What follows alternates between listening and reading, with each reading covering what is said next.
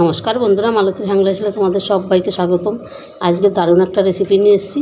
আজকে আমি বাচ্চাদের টিফিন তৈরি করব, কিন্তু আমার নাতি আজকে পুরো এটার মধ্যে কিচ্ছু দেওয়া যাবে না। এই চালটাকে আমি মিক্সিতে গুঁড়ো করে যেরকম সাজের পিঠা তৈরি করে সেই রকম ওই পিঠা তৈরি করে ওকে দিতে হবে, শুধু নুন দিয়া, কিন্তু আর কিচ্ছু দেবো না এটার মধ্যে।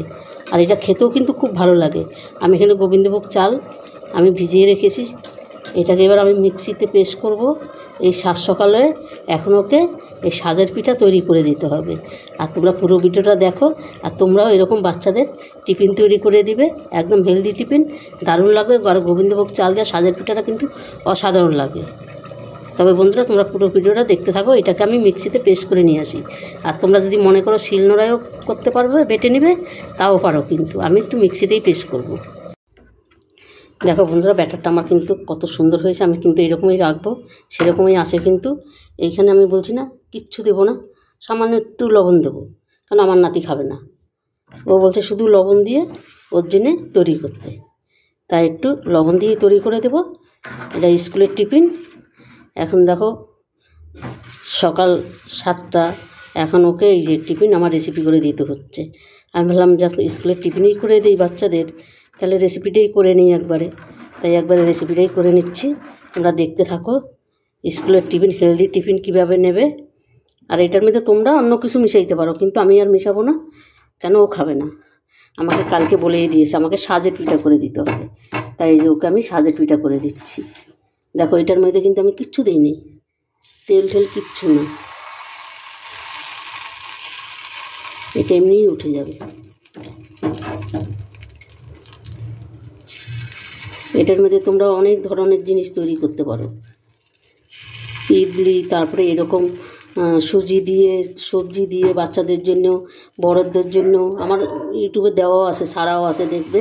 আমি 2-3 দিন আগেও ছেড়েছি বড়দের টিফিন, ছোটোদের টিফিন কীভাবে তৈরি করতে হয়।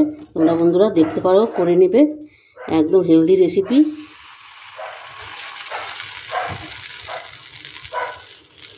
ওর আবার এই গোবিন্দভোগের চালের সব জিনিস ওর খুব পছন্দ।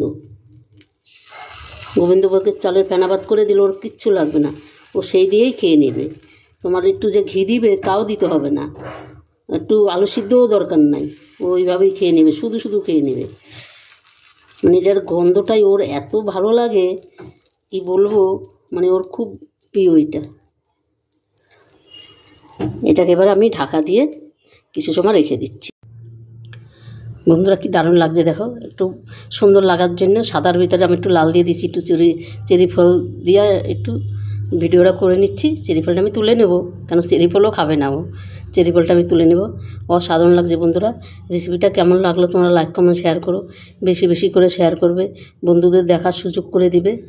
আর প্লিজ প্লিজ আমার ইউটিউবে নতুন বন্ধুরা থাকলে আমার চ্যানেলটা একটা সাবস্ক্রাইবার করে দিবে, এটাই তোমাদের কাছে অনুরোধ রইল।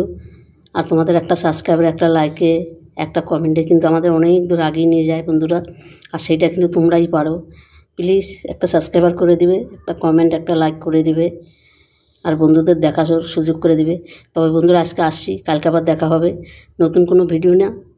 তোমরা ভালো থেকো, সুস্থ থেকো, টাটা, বাই বাই। আর এটা কিন্তু একদমই ছোট ভিডিও, তোমরা ভিডিওটা দেখো, খুব ভালো লাগবে। এইভাবে তোমরা তৈরি করে নিও।